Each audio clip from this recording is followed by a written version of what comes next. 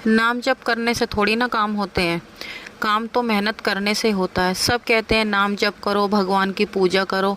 अरे पूजा पाठ करने से या नाम जप करने से काम होने लगे तो दुनिया सिर्फ पूजा पाठ ही करेगी।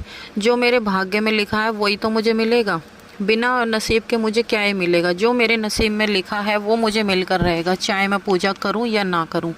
लेकिन हाँ, अगर मैं मेहनत करूंगा जब तो मुझे कुछ मिलेगा। भगवान थोड़ी ना आके मेरे सब कुछ सही कर देंगे, या भगवान थोड़ी ना मुझे आकर, अगर मैं एक दिन खाना ना खाऊं तो भगवान थोड़ी ना मुझे खिला देंगे। तो दोस्तों, क्या आप लोगों की भी ऐसी सोच है? क्योंकि कुछ लोगों की ऐसी सोच होती है कि भगवान की पूजा पाठ करने से क्या ही होता है, भगवान का नाम लेने से क्या ही होता है, भगवान थोड़ी ना कुछ करते हैं, भगवान थोड़ी ना होते हैं।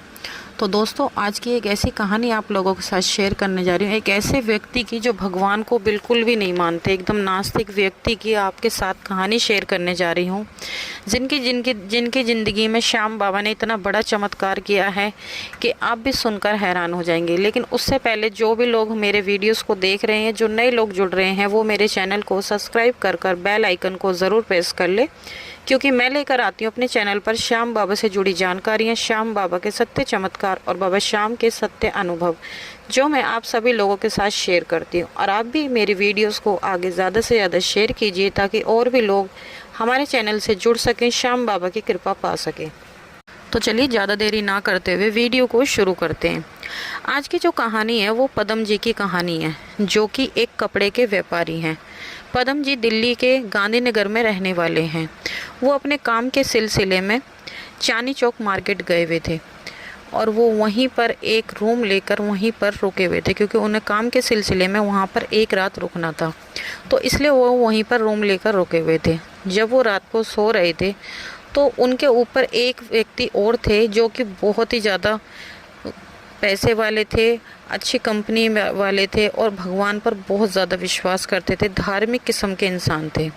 अब रात को 2 बजे क्या होता है, अचानक ही ऊपर वाले रूम से खटर पटर की आवाज़ आने लग जाती है बहुत ज़्यादा, जिस वजह से पदम जी की नींद बहुत ज़्यादा ख़राब हो जाती है। वो डिस्टर्ब हो जाते हैं। उनको इतना गुस्सा आता है, वो कहते हैं पता नहीं कौन है जो इतनी रात में ये खटर पटर कर रहा है। जब भी वो गुस्से में उठकर ऊपर जाते हैं और वहाँ पर जाकर गेट खटखटाते हैं, जब भी वो सामने वाले व्यक्ति गेट खोलते हैं और कहते हैं जी क्या हुआ, तो कहते हैं ये क्या कर रहे हो तुम, रात में इतनी ज़्यादा खटर पटर हो रही है, मैं तुम्हारी खटर पटर की वजह से सो भी नहीं पा रहा हूँ, इतनी ज़्यादा आवाज़ कर रहे हो, क्या कर रहे हो। जब भी वो व्यक्ति कहते हैं मैं तो नहा धो रहा था, क्योंकि मुझे श्याम बाबा का नाम जप करना है, मुझे श्याम बाबा की पूजा करनी है। तो वो कहते हैं ये कौन सा वक्त है, तो वो कहते हैं कि जी मैं नहा धो रहा था, मुझे सुबह 4 बजे श्याम बाबा का नाम जप करके पूजा करनी है।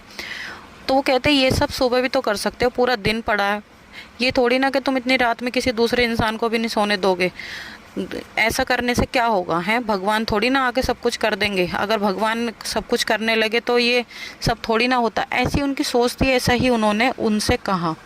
तो उन्होंने कहा देखिए जी, श्याम बाबा को चैलेंज मत कीजिए, श्याम बाबा को आप अभी जानते नहीं हैं, श्याम बाबा कौन है। जब भी पदम जी भड़कते हुए बोलते हैं कि कौन है ये तुम्हारे श्याम बाबा, मैं नहीं जानता कौन तुम्हारे श्याम बाबा हैं। जब भी वो सामने वाले व्यक्ति बताते हैं श्याम बाबा हारे के सहारे हैं, और वो खाटू श्याम दरबार में है, राजस्थान में उनका मंदिर है, वो बहुत प्रसिद्ध है। उनसे जो भी व्यक्ति जो मांगता है ना, वो उनकी मनोकामना ज़रूर पूरी करते हैं, और मैं उनका सच्चा भक्त हूँ, मैं उनकी पूजा पाठ करता हूँ डेली, और श्याम बाबा ने मेरी ज़िंदगी में बहुत कुछ बदला है। तो वो कहते हैं अच्छा, तो अगर तुम्हारे श्याम बाबा तुम खाना ना खाओ तो क्या तुम्हें खाना खिला देंगे। तो कहते हैं आप एक बार ही ऐसा करके तो देखो, जब भी आपको पता चलेगा। तो उन्हें गुस्सा आता है, वो गुस्से में झुंझुलाते हुए वहाँ से चले जाते हैं और जाकर अपने रूम में लेट जाते हैं। लेकिन उन्हें उनकी बात जो है ना, उनके दिमाग में घूमती रहती है। वो सोचते हैं कि अरे ये कौन से ऐसे श्याम बाबा हैं। जब भी वो कहते हैं, वो अपने मन ही मन सोचते हैं चलो देखता हूँ, मैं भी आज खाना नहीं खाऊंगा, देखता हूँ ऐसे कौन से श्याम बाबा हैं जो मुझे खाना खिला देंगे। अगले दिन जब वो सो के उठते हैं तो वो मीटिंग के लिए जाते हैं। वहाँ पर उनको सब खाने के लिए पूछते हैं कि खाना वाना खा लो। तो वो कहते हैं कि नहीं, मैं अभी नाश्ता वाश्ता करके आया हूँ, मेरा पेट फुल है।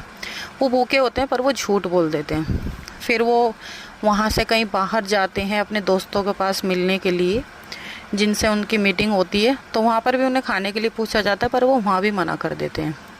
फिर वो ऐसे शाम के टाइम वहाँ पर कहीं एक मंदिर है चांदनी चौक में, वहाँ पर भागवत हो रही थी। तो वो भागवत ख़त्म हुई थी, ऐसे करीब शाम के 3-4 बज रहे थे। तो वहाँ से एक छोटी सी लड़की आलू पूड़ी की सब्जी पूड़ी, आलू की सब्जी और पूड़ी लेकर आ रही थी। तो वो ऐसे ही मजाक करने लगे, अरे बेटा ये गुड़िया कहाँ लेके जा रही है? तो वो कहती है कि ये मैं अपने घर लेके जा रही हूँ खाने के लिए। तो वो ऐसे ही मजाक करने लग जाते हैं कि इसे तो मैं ही खाऊंगा, तुम मेरे लिए लाई है। तो वो लड़की कहती है कि नहीं, ये तो मैं ही खाऊंगी। और सामने बैठी हुई उसकी मम्मी उन्हें देखकर हंस रही होती है। जब ही मजाक मजाक में पदम जी उसमें से एक टुकड़ा तोड़ते हैं और अपने मुंह में डाल लेते हैं। जब वो अपने मुंह में डाल लेते हैं, जब उन्हें याद आता है कि अरे मैं तो आज सोच रहा था कि मैं कुछ नहीं खाऊंगा, लेकिन मैंने ये ऐसे कैसे खा लिया, तभी उन्हें याद आती है कि मैंने कहा था कि देखता हूँ कि कौन से श्याम बाबा हैं मुझे खिला देंगे, शायद उन्हीं श्याम बाबा ने मुझे ये खाना खिला दिया। तभी वो शाम को जब अपने रूम पर जाते हैं, उन व्यक्ति से मिलते हैं तो कहते हैं कि शायद हाँ तुम्हारे श्याम बाबा हैं, मैंने आज पूरे दिन सोचा था मैं कुछ नहीं खाऊंगा, देखता हूँ क्या वो मुझे खिला देंगे, लेकिन एक लड़की ऐसे ऐसे वहाँ से आ रही थी और मैंने ध्यान नहीं दिया और भूल से एक टुकड़ा खा लिया और मेरा प्रण टूट गया। मैंने आज ये प्रण किया था कि मैं खाना नहीं खाऊंगा। तभी वो व्यक्ति बोले कि मैंने तो आपको पहले ही कहा था, लेकिन उन्हें फिर भी बाबा पर विश्वास नहीं था। उन्हें लगा कि ये सब बस वैसे ही है। तभी उन्होंने कहा, लेकिन मुझे तुम्हारे बाबा पर अब भी कोई विश्वास नहीं है। मैं तो जब जानूँ, मेरा नोएडा में एक प्लॉट है, एक घर है हमारा, वहाँ पर हमने एक किराएदार रख रखे हैं और वो किराएदार काफ़ी टाइम से पैसे नहीं दे रहे हैं। और जब भी हम पैसे लेने के लिए जाते हैं, वहाँ पर गुंडे बुला लेते हैं और हमें धमकियाँ देते हैं, कहते हैं कि ये घर हमारा है। और मैंने केस डाल रखा है, करीब केस को डले हुए 12 साल हो गए, पर अभी तक कोई रिजल्ट नहीं निकला। मैं तो जब जानूँ तुम्हारे बाबा मेरा ये केस सॉल्व करा दें। तो वो कहते हैं कि तुम बाबा पर विश्वास करो, बाबा का नाम लो, बाबा तुम्हारी ज़रूर सुनेंगे।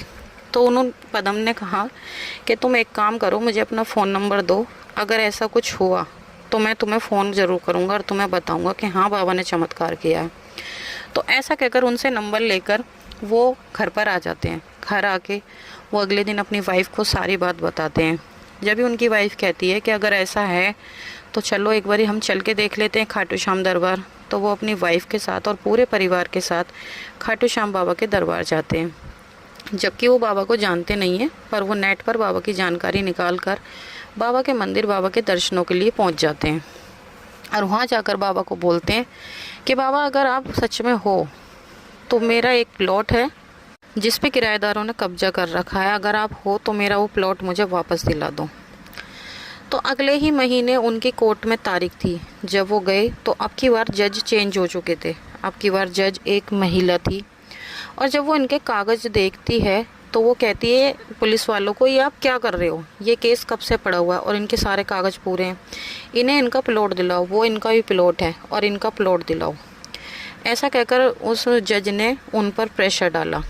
जब भी पुलिस वाले वहाँ से ख़त्म होने के बाद कोर्ट से निकलकर पुलिस वाले उनसे कहते हैं कि आप उन्हें जाकर बुला लाओ। तो जब भी पदम जी कहते हैं मैं क्यों जाऊँ, उन्होंने आपसे कहा आप जाओ, मैं जब से आपसे काफ़ी दिन से कह रहा था, आप मेरी नहीं सुन रहे थे। जब भी पुलिस वालों ने किराएदारों को बोला और दोनों पार्टियों की मीटिंग कराई। मीटिंग कराने के बाद पार्टी वालों से कहा गया कि जो इनकी प्लॉट की कीमत है वो इन्हें दे दो।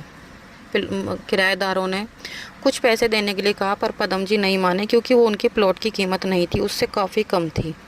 फिर पुलिस वालों ने उन पर थोड़ा ज़्यादा दबाव डाला, उनको फिर से बुलाया और जितनी उनकी प्लॉट की कीमत थी, करीब 50 लाख उनके प्लॉट की कीमत थी, उन्हें उनकी प्लॉट की कीमत दिलाई और पदम जी ने वो प्लॉट उनके नाम कर दिया। जब पदम जी को श्याम बाबा पर इतना विश्वास हुआ, उन्हें अपनी कही भी वो बात याद आई। फिर उन्होंने घर आकर उसी व्यक्ति को फ़ोन करा और उन्हें अपने घर बुलाया और उन्हें कहा आज तुम्हारी वजह से मैं श्याम बाबा से जुड़ा हूँ और श्याम बाबा ने मुझ पर इतनी कृपा करी है कि मेरा 12 साल से इस प्लॉट का केस चल रहा था, पर मेरा ऐसा कुछ नहीं हुआ और बाबा श्याम की कृपा से 1 साल के अंदर अंदर मेरा प्लॉट का मुझे पैसा मिल गया और मेरा ये केस भी फाइनल हो गया। मैं तुम्हारा बहुत आभारी हूँ जो तुमने मुझे श्याम बाबा से मिलवाया। ऐसा कहकर उनके साथ दोस्ती हो गई और वो अब हर महीने श्याम बाबा के दरबार जाते हैं, बाबा को धन्यवाद बोलते हैं, हर महीने बाबा के आगे माथा टेकने जाते हैं और श्याम बाबा की कृपा से उन पे आज इतनी कृपा है कि उन्होंने उन्हीं पैसों से और उनमें पैसे डालकर अपना खुद का दिल्ली में एक और प्लॉट खरीद लिया और आज वो अपने उस प्लॉट में काम चलवा रहे हैं। उस प्लॉट में वो खुद भी रहेंगे और ऊपर किराएदार भी रखेंगे। वो कहते हैं कि मैं उस प्लॉट में रहकर और ऊपर किराएदार रखूँगा, अब की बार मैं अपने प्लॉट को ऐसे नहीं छोड़ूंगा। तो दोस्तों ये है हमारे श्याम बाबा की महिमा। जो लोग कहते हैं ना कि श्याम बाबा कुछ नहीं करते, भगवान नहीं होते, जो नसीब में लिखा होता वही मिलना होता, वो आपकी बात ठीक है, लेकिन जब अगर आप श्याम बाबा की शरणों में जाते हो ना, तो जो नसीब में नहीं भी लिखा होता वो भी आपको मिल के ही रहता है। तो दोस्तों अगर आपको हमारी आज की ये कहानी पसंद आई हो तो हमारे वीडियो को लाइक करें, शेयर करें, कमेंट बॉक्स में जय श्री श्याम लिखना बिल्कुल भी ना भूलें। कल मिलते हैं एक और नई सत्य कहानी के साथ। जब तक के लिए सभी भक्तों को जय श्री श्याम।